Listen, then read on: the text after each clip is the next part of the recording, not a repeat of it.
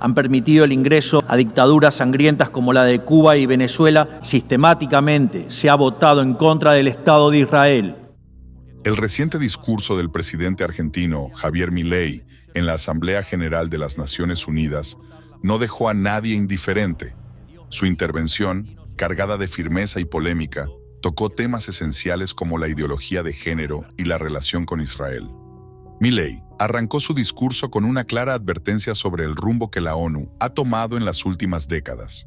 De frente y sin rodeos, denunció las políticas impulsadas por la Agenda 2030, tachándolas de socialistas y atentatorias contra la soberanía de los Estados-nación y los derechos fundamentales de las personas. Uno de los puntos más destacados fue su vehemente defensa de Israel, el único país en Oriente Medio que, según sus palabras, defiende la democracia liberal. Esta defensa no es trivial. Muchos versículos en la Biblia nos llaman a bendecir a Israel. Como dice en Génesis 12:3, «Bendeciré a los que te bendigan, y al que te maldiga, maldeciré. En ti serán benditas todas las familias de la tierra». Además, cuestionó la gestión de la ONU sobre derechos humanos, exponiendo las contradicciones de la organización al permitir que naciones con regímenes opresivos formen parte de sus comités de derechos, mientras se posiciona frecuentemente en contra de Israel. Esto es una llamada a cuestionar y analizar nuestra postura hacia estas instituciones y su alineación con los principios bíblicos de justicia y verdad. Milei enfatizó la necesidad de retomar los principios fundacionales de la ONU, basados en la cooperación y la defensa de la libertad. Hizo un llamamiento a todas las naciones que valoran la libertad a unirse en una nueva agenda, una que respete la vida, la propiedad y la libertad tal como fueron concebidos por nuestro Creador. Sin más preámbulos, les dejamos con el discurso completo de Javier Milei en la ONU. A las autoridades de las Naciones Unidas, los representantes de los distintos países que la integran y todos los ciudadanos del mundo que nos estén mirando, buenas tardes. Para aquellos que no lo saben, yo no soy político, soy un economista liberal libertario, que jamás tuvo la ambición de hacer política y que fue honrado con el cargo de presidente de la República Argentina frente al fracaso estrepitoso de más de un siglo de políticas colectivistas que destruyeron nuestro país. Este es mi primer discurso frente a la Asamblea General de las Naciones Unidas y quiero aprovechar para, con humildad, alertar a las distintas naciones del mundo sobre el camino que están transitando hace décadas y sobre el peligro que implica que esta organización fracase en cumplir su misión original. No vengo aquí a decirle al mundo lo que tiene que hacer. Vengo aquí a decirle al mundo, por un lado, lo que va a ocurrir si las Naciones Unidas continúan promoviendo las políticas colectivistas que vienen promoviendo bajo el mandato de la Agenda 2030, y por el otro, cuáles son los valores que la nueva Argentina defiende. Quiero, sí, comenzar dando crédito cuando el crédito corresponde. La Organización de Naciones Unidas nace del horror de la guerra más cruenta de la historia global, con el objetivo principal de que nunca volviera a ocurrir. Para ello, la organización grabó en piedra sus principios fundamentales en la Declaración Universal de Derechos Humanos. Ahí se consignó un acuerdo básico en torno a una máxima, que todos los seres humanos nacen libres e iguales en dignidad y derechos. Bajo la tutela de esta organización y la adopción de estas ideas, durante los últimos 70 años la humanidad vivió en periodo de paz global más largo de la historia, que coincidió también con el periodo de mayor crecimiento económico de la historia. Se creó un foro internacional donde las naciones pudieran dirimir sus conflictos a través de la cooperación, en vez de recurrir instantáneamente a las armas, y se logró algo impensado: sentar de manera permanente a las 5 potencias más grandes del mundo en una misma mesa, cada una con el mismo poder de veto, a pesar de tener intereses totalmente contrapuestos. Todo esto no hizo que el flagelo de la guerra desapareciera, pero se logró por ahora que ningún conflicto escalara a proporciones mundiales. El resultado fue que pasamos de tener 2 guerras mundiales en menos de 40 años, que en conjunto se cobraron más de 120 millones de vidas, a tener 70 años consecutivos de relativa paz y estabilidad global, bajo el manto de un orden que permitió al mundo entero integrarse comercialmente, competir y prosperar. Porque donde entra el comercio no entran las balas, decía Bastiat. Porque el comercio garantiza la paz, la libertad garantiza el comercio y la igualdad ante la ley garantiza la libertad. Se cumplió, en definitiva, lo que consignó el profeta Isaías y se lee en el parque cruzando la calle. Dios juzgará entre las naciones y arbitrará por los muchos pueblos. Forjarán sus espadas en rejas de arado y sus lanzas en podadoras. Nación no tomará espada contra nación, nunca más conocerán la guerra. Esto es lo que ha ocurrido mayormente bajo la tutela de las Naciones Unidas en sus primeras décadas. Y por eso, desde esta perspectiva, estamos hablando de un éxito destacable en la historia de las naciones que no puede ser soslayado. Ahora bien, en algún momento, y como suele ocurrir con la mayoría de las estructuras burocráticas que los hombres creamos, esta organización dejó de velar por los principios esbozados en su declaración fundante y comenzó a mutar. Una organización que había sido pensada esencialmente como un escudo para proteger el reino de los hombres, se transformó en un leviatán de múltiples tentáculos que pretende decidir no solo qué debe hacer cada Estado-nación, sino también cómo deben vivir todos los ciudadanos del mundo. Así es como pasamos de una organización que perseguía la paz a una organización que le impone una agenda ideológica a sus miembros sobre un sinfín de temas que hacen a la vida del hombre en sociedad.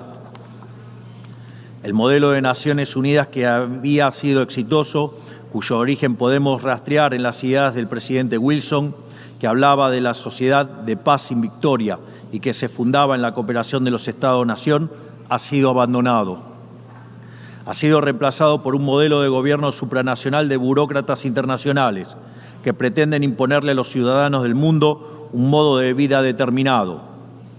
Lo que se está discutiendo esta semana aquí en Nueva York, en la Cumbre del Futuro, no es otra cosa que la profundización de ese rumbo trágico que esta institución ha adoptado.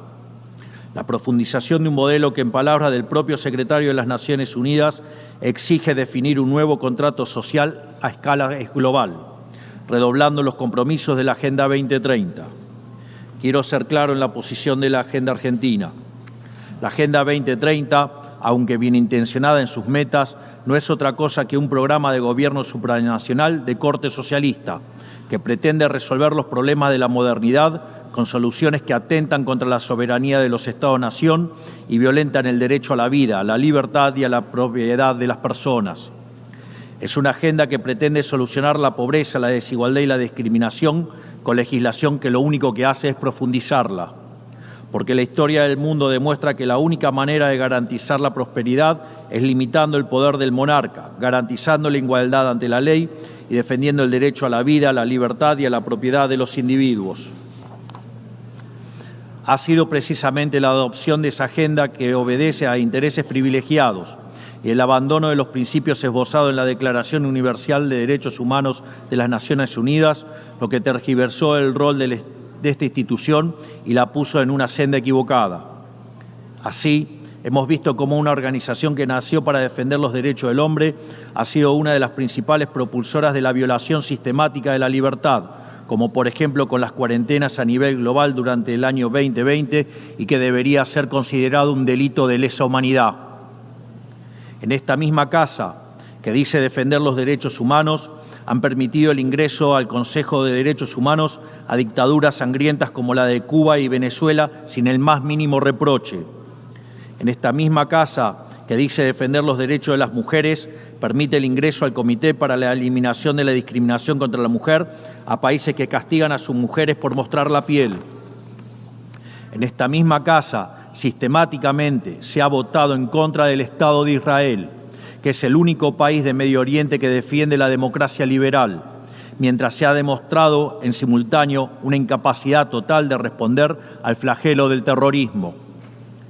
En el plano económico, se han promovido políticas colectivistas que atentan contra el crecimiento económico, violentan los derechos de propiedad y entorpecen el proceso económico natural, llegando a impedirle a los países más postergados del mundo gozar libremente de sus propios recursos para salir adelante. Regulaciones y prohibiciones impulsadas precisamente por los países que se desarrollaron gracias a hacer lo mismo que hoy condenan.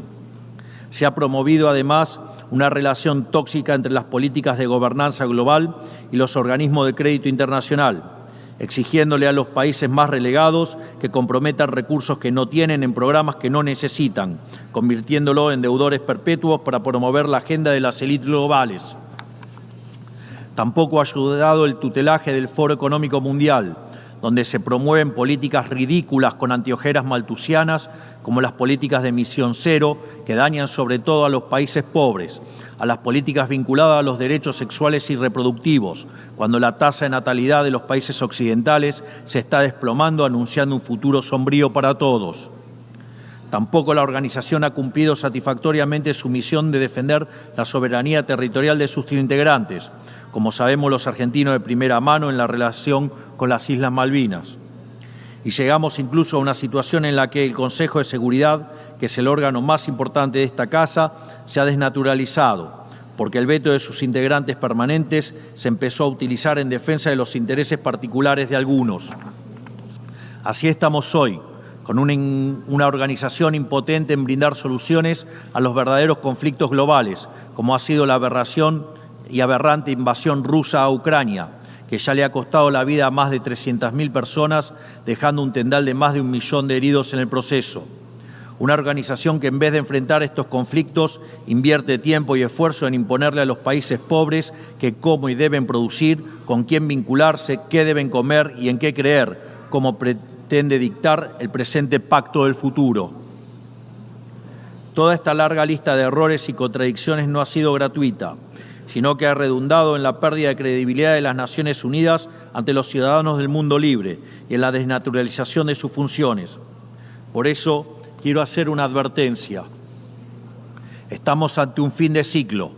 El colectivismo y el postureo moral de la agenda woke se han chocado con la realidad y ya no tienen soluciones creíbles para ofrecer a los problemas reales del mundo. De hecho, nunca las tuvieron.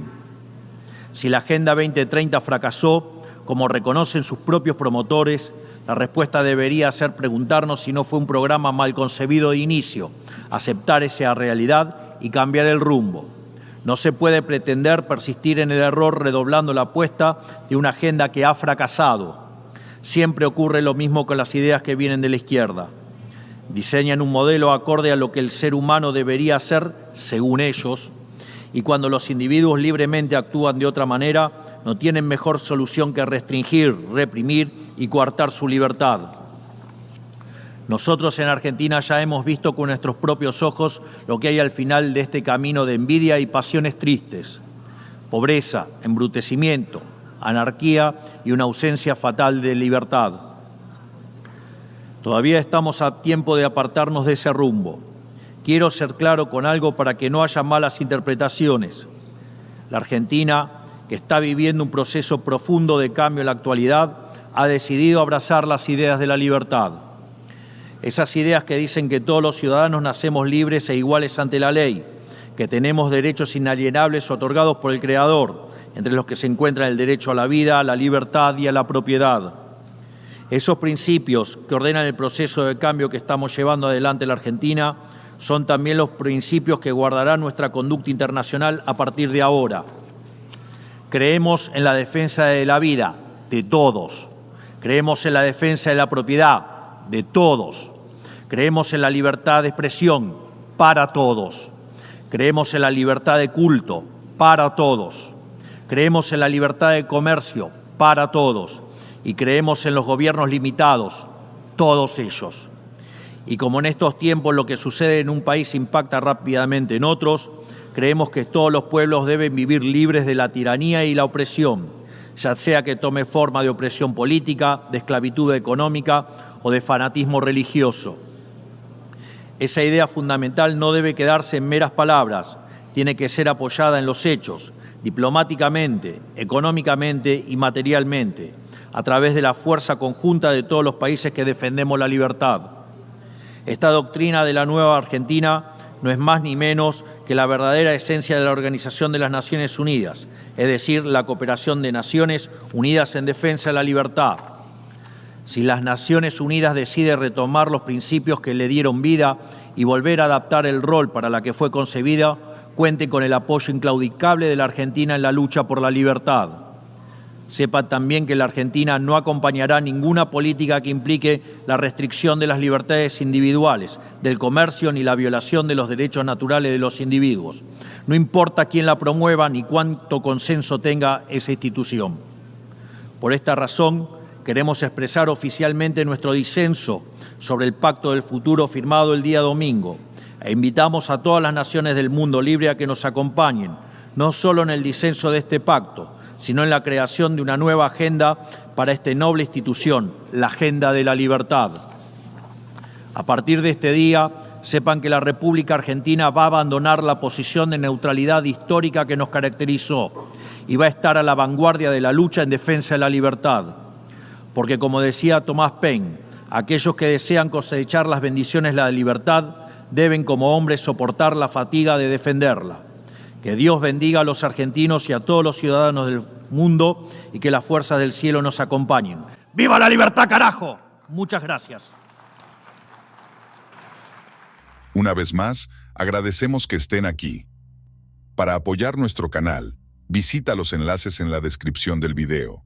Que el Señor nos guíe siempre a discernir en medio de las sombras y a luchar por la verdad y la justicia. Hasta la próxima. Por favor, no olviden dejar sus comentarios, denle like a este vídeo y sepan que pueden seguir pendientes de toda la actualidad de nuestro Facebook, Instagram y Twitter. Para más noticias y vídeos musicales, no olvides suscribirte a este canal. Y no se olviden de activar la campana para recibir una notificación cuando publiquemos nuevo material. ¡Hasta la próxima!